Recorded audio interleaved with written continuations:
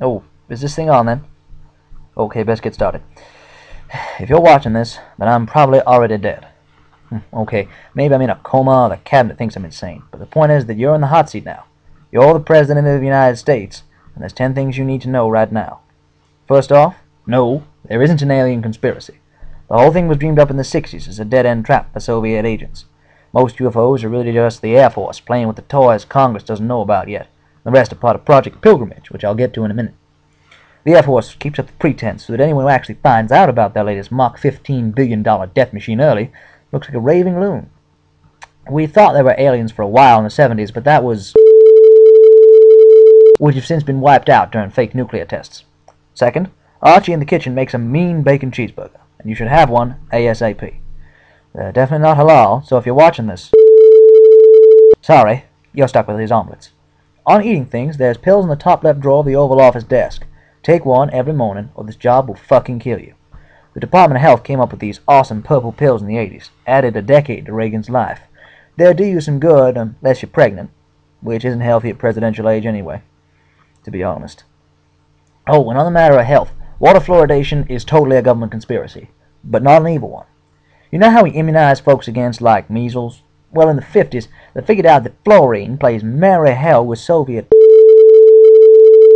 You might be thinking we could have discontinued that at the end of the Cold War, but the company was pretty sure the Soviets sold to China, Bulgaria, and we don't want to look stupid if it turns out they were right. Again, the cover story is there so that everyone is sure anti-fluorine people are raving morons. Third, listen to the Secret Service, even if I got shot. Hell, especially if I got shot. They got a job to do, and they're damn good at it. You're in charge, of course, but always listen to them first. They saved my life 3, maybe 4 times by now. God bless them for it. You wear a seatbelt, right? Listen to the Secret Service for the same reason. They'll be retailing your suits in the next couple of days, by the way, to put in the armor. Stuff costs a freaking fortune, but it breathes like Egyptian cotton and can take a rifle bullet at 10 paces. Just, don't get shot in the face.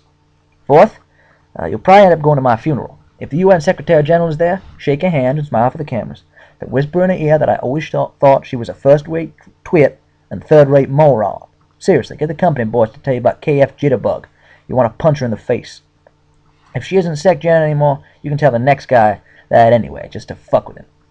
Fifth, golf is the secret to all politicking in America. If you don't already play, take up the sport now.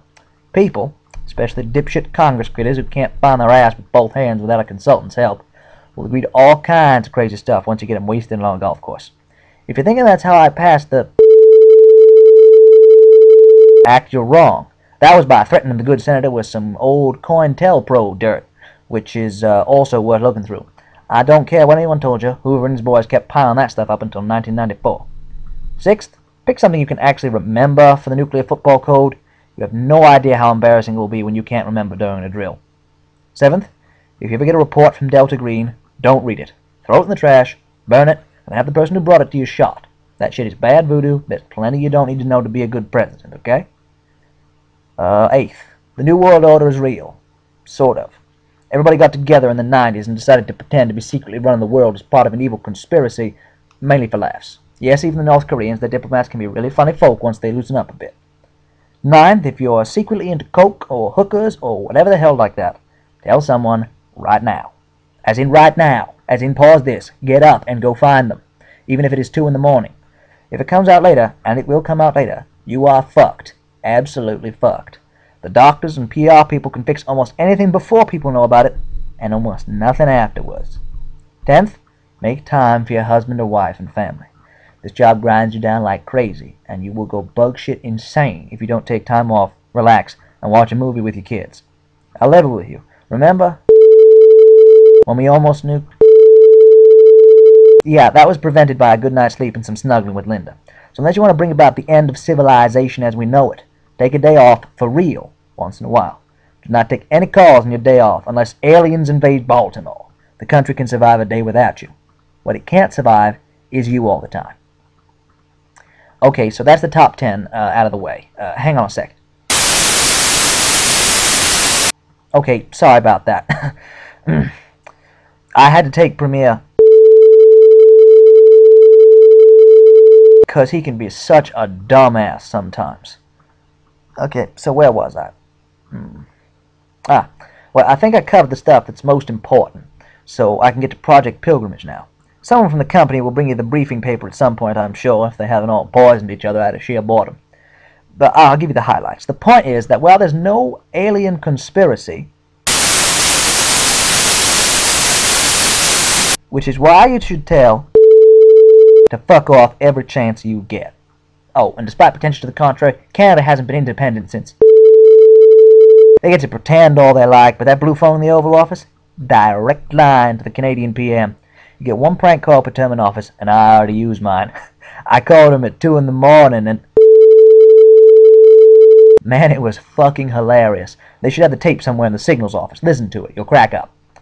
That just about wraps up the important stuff. I'm sure you'll be reading all kinds of stuff in the next couple of days, though, and listen to about 1 million people who want to tell you what to do. Listen well, but keep your own counsel. 90% of those people will be ass-covering bureaucrats, and hence total fucking morons. Best of luck to you, whoever you are. If any of this that I've said to you leads you to believe you can't handle the job, call the Librarian of Congress up and say, I need to get out of the kitchen. They'll work up some cover story about you being born in Cuba or something so you can't be president. Seriously, there's no shame in it. You're doing the country a great service if you admit you can't hack it. Now, if you'll pardon me, I'm going to...